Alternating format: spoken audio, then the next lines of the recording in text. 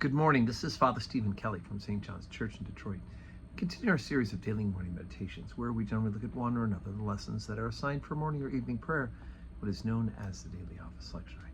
Today, for Thursday, let's take a look at the lessons assigned for evening prayer from the book of the Acts of the Apostles. Remember, Paul's been arrested, and they found out a couple days ago that there was a plot against his life. These group of people had taken a vow, and so Paul was removed with a soldier escort to the governor in order to be heard the case by him. And of course, yesterday we heard about how people came to speak about Paul and did so, basically lied, said that they were violently repelled from taking Paul away to judge him by their law, when in fact they was just escorted out of the city. So now we pick up chapter 24, verse number 10, when Paul responds. Then Paul, after that the governor had beckoned unto him to speak, answered, Forasmuch as I know that thou hast been of many years a judge unto this nation, I do the more cheerfully answer for myself, because that thou mayest understand that there are yet but 12 days since I went up to Jerusalem for to worship. And they found me in the temple disputing with neither in the temple disputing with any man, neither raising up the people, neither in their synagogues, nor in their city.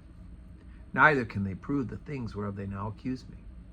But this I confess unto thee, that after the way which they call heresy, so worship I the God of my fathers, believing all things which are written in the law and in the prophets, and have hope towards God, which they themselves also allow, that there shall be a resurrection of the dead, both of the just and the unjust.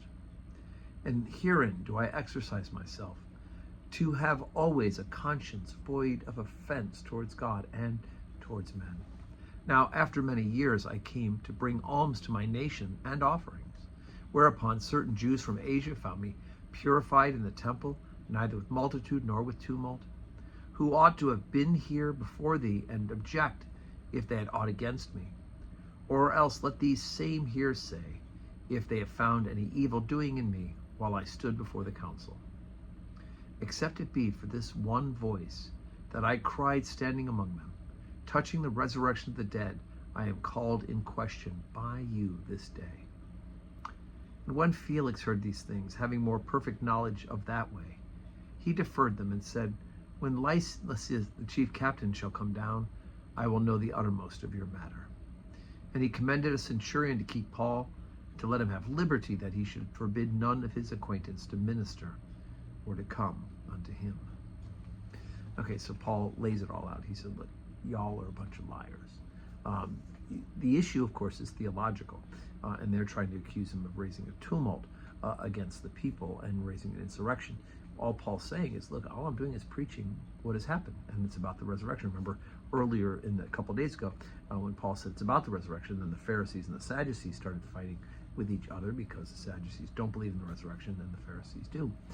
But here, now that he's been brought from the council, and from the council now to the governor, it's become obvious that they're just going to accelerate their accusations, and all of them false accusations, about what Paul is doing and teaching about. He's like, I'm in the temple, I'm purified, I'm keeping the ritual, and I'm bringing the good news of the resurrection, because he is a Jew, but he's a Jew who knows that Jesus Christ is Lord and Messiah, and for that they are not tolerating it. And as you can see, they're making up lies about him in order to have the Romans do away with him like they did Jesus. So today's Thursday. We have our Mass today at 9 a.m., followed by benediction. So I hope you can join us here at St. John's live to receive the Blessed Sacrament. If not, you can watch on the live stream and worship with us then. And I hope that you have a Thursday that is full of blessings.